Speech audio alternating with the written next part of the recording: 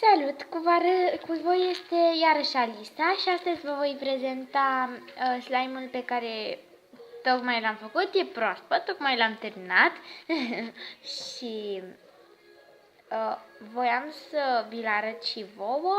Este un slime destul de special, zic eu.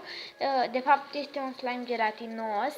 E uscat, adică nu e ud să ai apă pe mâini. E uscat, nu se prea întinde, e gelatinos și o să pun așa să vedeți și voi.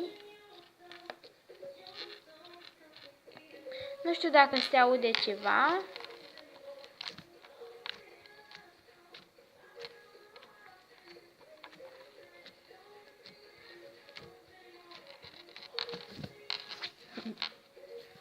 Mai am un slime, tot așa gelatinos, dar nu îl am acasă, îl am în mașină, iar mama e cu mașina plecată.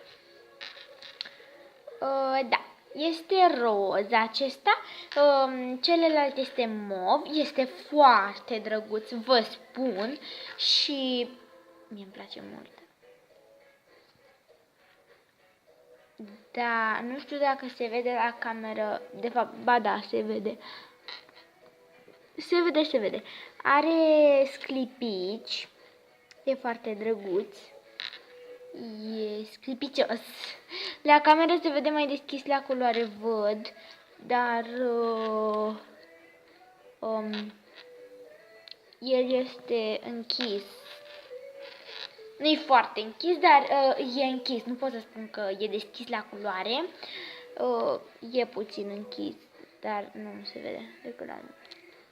Da, așa este. Așa e în realitate. Desigur. Așa e în realitate. Așa e la cameră. Azi nu am vrut să facem nimic, doar am vrut să vă arăt slime-ul. O să filmez mai târziu, dar până atunci vă pup! Pa!